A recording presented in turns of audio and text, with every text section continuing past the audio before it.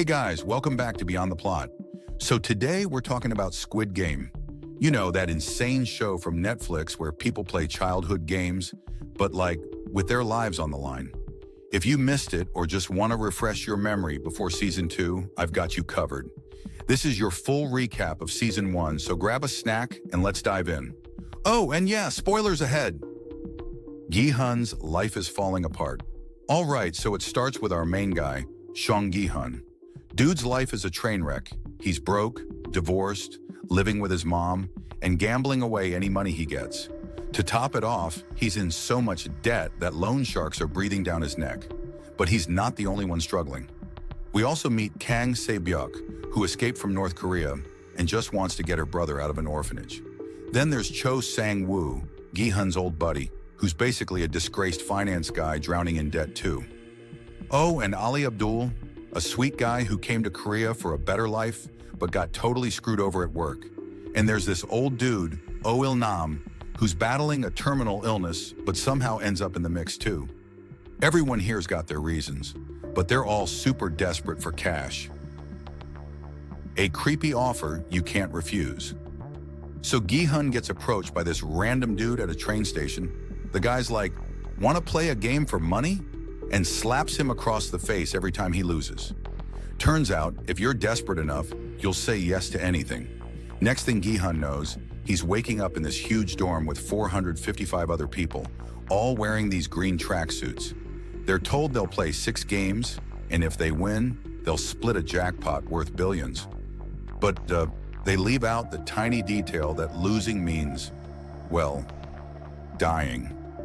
And the creepy guys in pink suits with triangle masks? Yeah, they're running the whole thing. Childhood games, adult stakes. Okay, so the first game is red light, green light.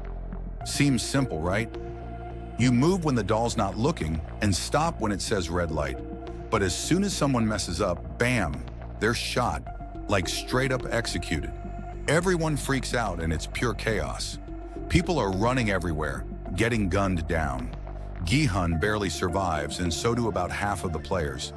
It's at this point everyone realizes this isn't just some fun competition. It's life or death, literally. Licking your way to victory. The second game is honeycomb. Each player has to carve out a shape from this sugar candy without breaking it. Easy if you pick a circle, but Gi-hun gets stuck with an umbrella, like the hardest one ever. He figures out you can lick the candy to melt it, and it actually works. After this, alliances start forming. Gi-hun teams up with Se-byuk, Sang-woo, Ali, and Il-nam. The next round is this tug-of-war game, but on a platform way up in the air. If you lose, you fall to your death. Il-nam, surprisingly, comes up with a strategy that saves their team. Honestly, this old guy, kind of a genius. Betrayals and broken trust. Things get intense during the marbles game. Everyone has to pair up, thinking they'll work together, but nope, they're actually playing against each other. The losers get shot. Sang-woo shows his true colors here. He totally betrays Ali, who trusted him like a brother. Meanwhile, Gi-hun has to play against Il-nam.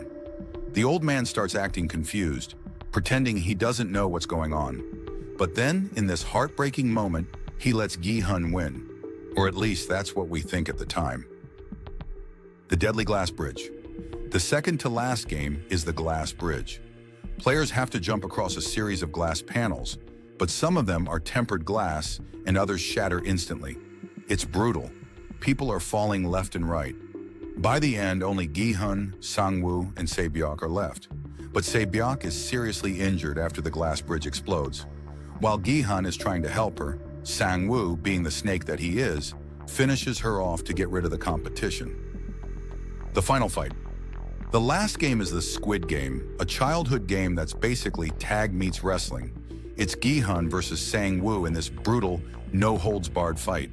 They're friends from way back, but at this point, all bets are off.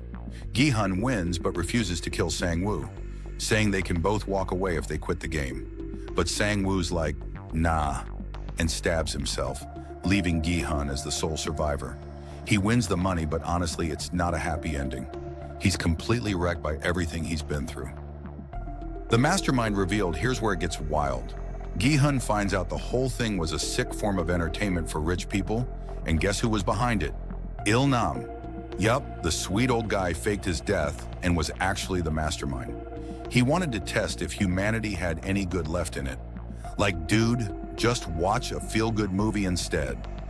Il-nam dies for real this time, and Gi-hun decides he's not done. He sees another person getting recruited, and instead of hopping on a flight to see his daughter, he turns back, ready to take down the whole operation. And that's Squid Game Season 1. It's messed up, emotional, and totally addictive. What did you guys think?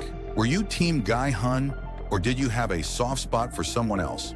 Let me know in the comments. Don't forget to like, subscribe, and hit that bell for more recaps and theories. Thanks for hanging out with me on Beyond the Plot. Until next time, stay safe out there. No deadly games, okay?